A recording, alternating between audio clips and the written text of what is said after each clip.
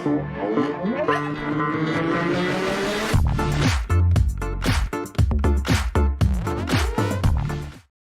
back to Team Engineered, everybody. We've had awkward pauses, we've had funny pauses, and we've had a whole heap of bloopers at the start.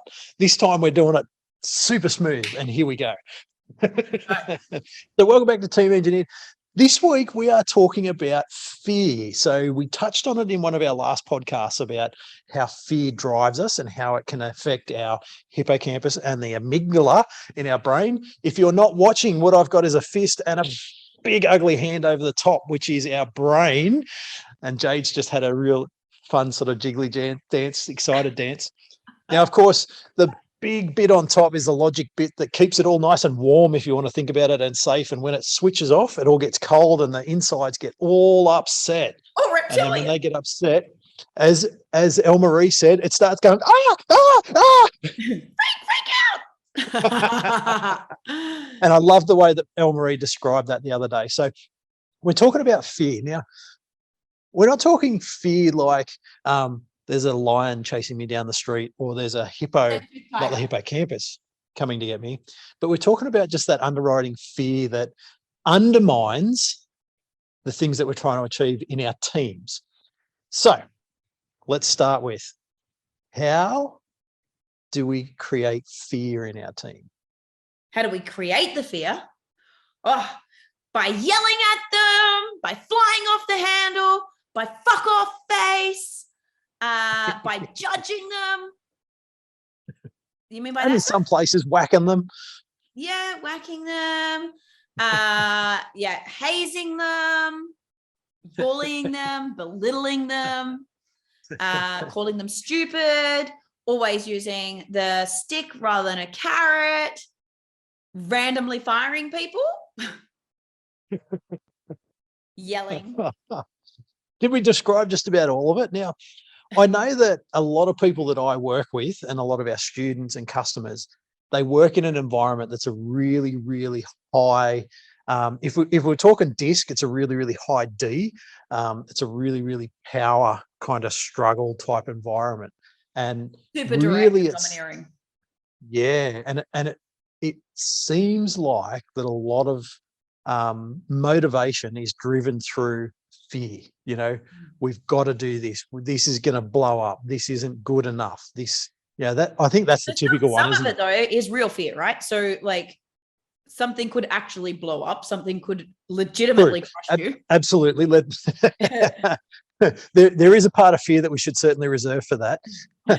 we keep that fear. That's okay. Respectful fear. When I say blow up, I mean, the boss is going to blow up, or the customer is going to blow up, or I'm going to blow up, or oh mate, that's on the tools next year is just going to lose his shit for no reason. And it kind of feels like this iron fist kind of supervision, if you want. I call it being a dictator boss. Absolutely. There's a lot of dicks in that, isn't there? Yeah, there's a lot of dicks in there. But like everyone's swinging their dick around, and it's like nobody's winning. Yeah. Yeah, it happens in all different environments though. So it doesn't just happen in a blokey bloke environment. It can happen in a corporate white collar environment. It can happen in a totally female dominated environment. It happens everywhere. So it's when we talk about this it's not restricted to blokey bloke type work environments. No, not at all. What I think that it's funny, I literally just did a rant before this around problems that I see with bosses and like people going like, no one cares, they don't care. I'm like, well, you don't fucking care. And like this whole thing about like just dictating things and not actually paying attention to who the humans are. And it's like, it gets me super fired up. And like, why should someone care if you don't care about them? Definitely. That's a good piece, isn't it? And we spoke about that on one of our last podcasts about paying attention and making sure that people feel like they're noticed. And so if they're noticed, they feel like they're cared about. And that's a super, super strong point there. Yeah. And, if we think like, oh, no one cares as much as I do about this.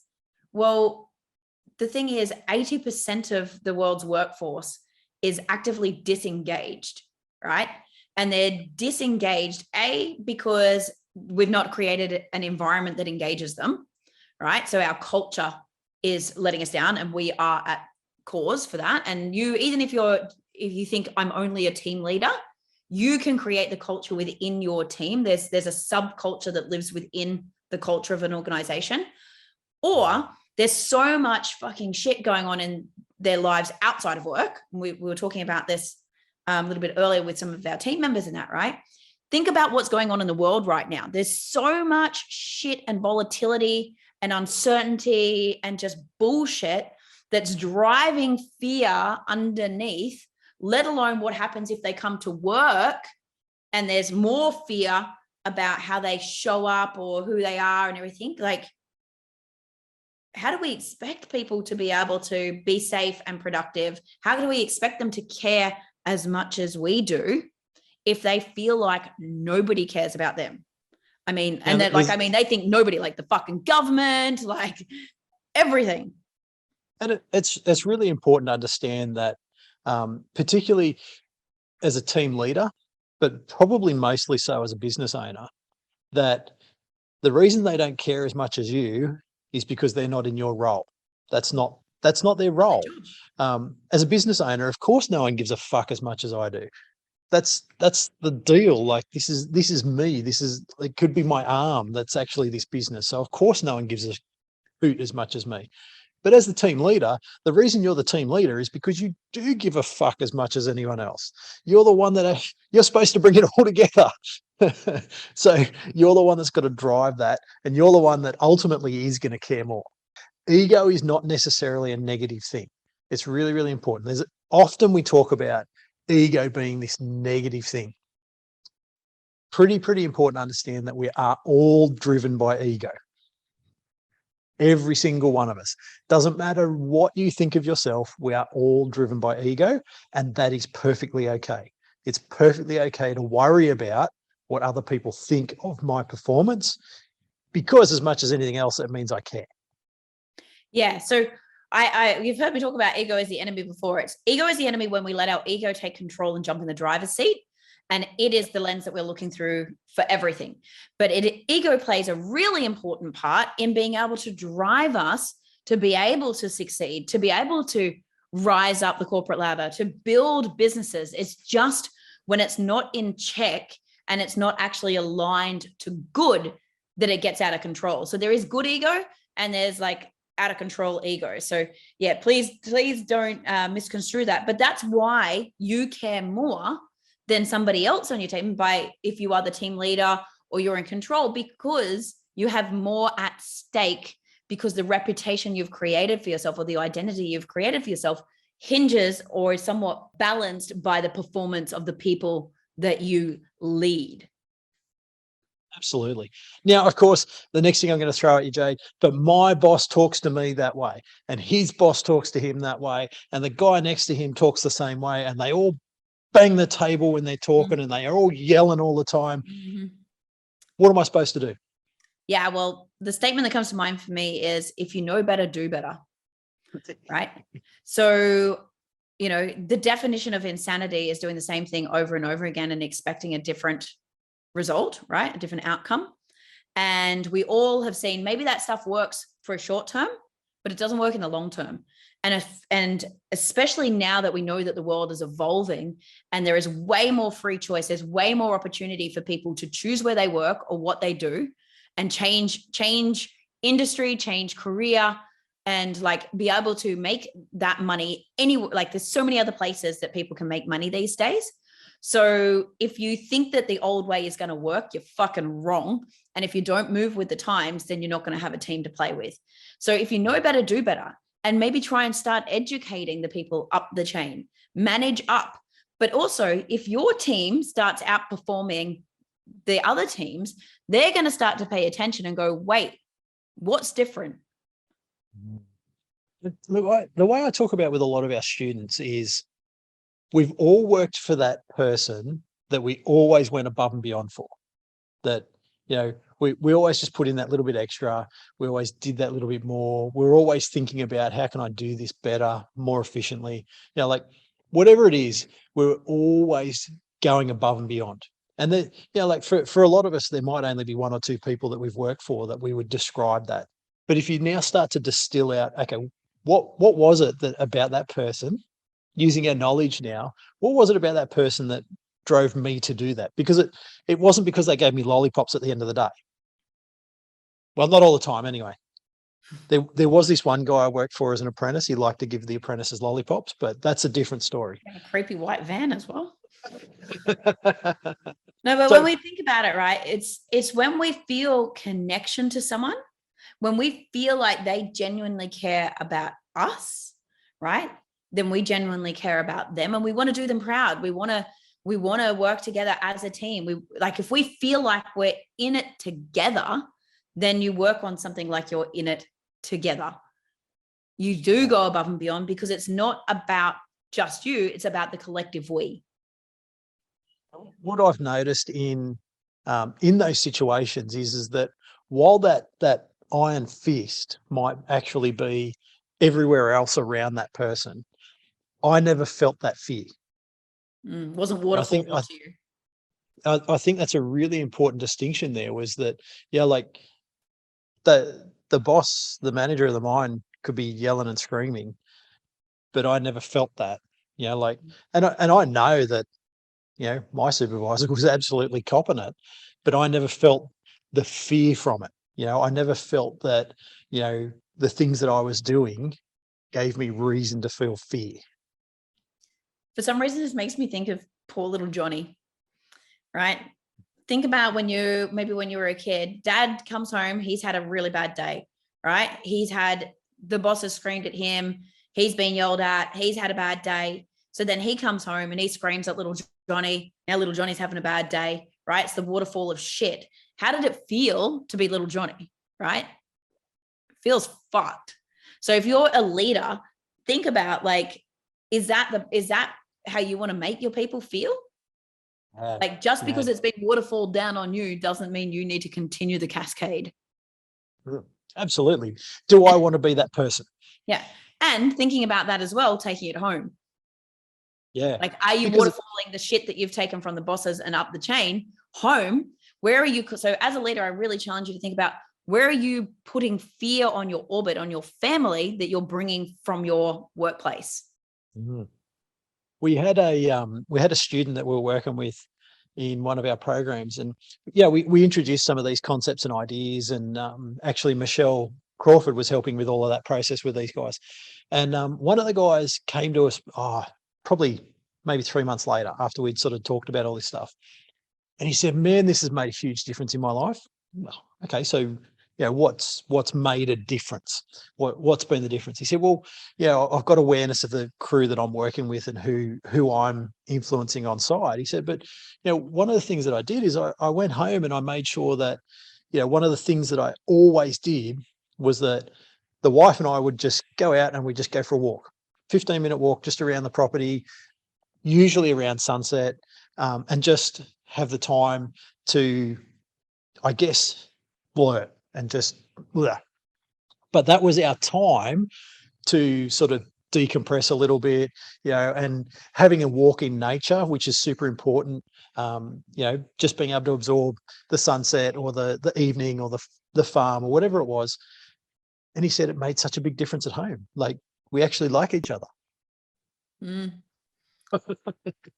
Yeah. And I think it also gives you the space to know that there's like a bit of a boundary on that too, right? So after the walk, you can be like, okay, walk's done. We're not just carrying that shit through for the rest of it. My ex-husband and I, because we're both in recruitment, we used to have a rule. Like, we come in, we both, if we had a bad day, we'd set a time. No more recruitment talk after whatever time it was. Like, okay, cool. We've got until 7 o'clock. No more recruitment speak after 7 o'clock. Yes. Was it like speed boxing? Oh yeah. It's like blah, blah, blah, blah, blah, blah, blah. But otherwise it was just all consuming, right? And you just like get wound up into all of that. So giving those boundaries is also super beneficial. But yeah, I just really want people to think about, though, how are you causing fear in others by the way you're showing up So if your energy is making other people walk on eggshells, right, then you're causing fear in them. If you are known to overreact because of your own overwhelm, that's causing fear in other people. If you knee jerk a rash decision to things without taking the time to digest it, you're going to put fear in people about coming to you with ideas. So I want people to really think about, how are you showing up and how are your actions or interactions with people causing fear in them, not just at work, but everywhere else as well. Absolutely. Yeah, you did touch on just before that you can actually influence up the chain as well as down. And I think that's super important, that we know that this stuff works. So we know that treating our team well, that reducing fear and eliminating fear in our team, that it works. We know that stuff. It's science. So if you want to geek out on it, this stuff is science. But the important thing is that if you're in an environment and a culture where the iron fist comes down and that's what you constantly get coming in at you, if you have the strength and the resolve to be able to weather that for your team, it does show. And people will notice, but you'll also be able to influence those people that are trying that. If you're not reacting back to them with the same, the same power struggle, if you're not reacting back to it, you'll be amazed at how quickly that starts to change the up levels as well as your own teammates. Yeah, that makes me think of like some of the 5 people you spend the most time with. So if you're in a leadership team and you are in these rooms and things like that, eventually they will start to pick up on these things, because if they start seeing that you've got less staff turnover in your team, you've got less incident reports, you're getting your shit done by deadlines, you've got happier clients, you've got less man hours per project, right? Eventually they're going to start asking questions of, how the hell did you make this happen? Absolutely. So massive topic to talk about, and we could go on for hours and hours, but the one thing that I think everyone can do is try and work out how to reduce and eventually eliminate fear in your team so that they can perform better and they can be more open with you. It's a big topic. It's really, really huge. And I reckon just about everything that we talk about on Team Engineered works towards that, reducing fear. But make it your focus. Work out how to drop that fear and eliminate it, and you'll be surprised at how good your team starts to perform. Amazing. And guys, if you want a little bit more help with this, I know we've talked about one of the training sessions I've done in the past on annihilating overwhelm, but the back end of that training session is specifically linked to how do we reduce the fear, right? So that we can bring our brains back online and overcome the overwhelm. And so the tips and tools in that will help you with that. So if you need some more help with this, then just comment below or reach out to our team and we'll get you that training session. Amazing. Well done, Jade. Thank you. And thank you, everybody. Can't wait to see you on the next one. Awesome. Thanks, Kyle. Bye, guys. Bye.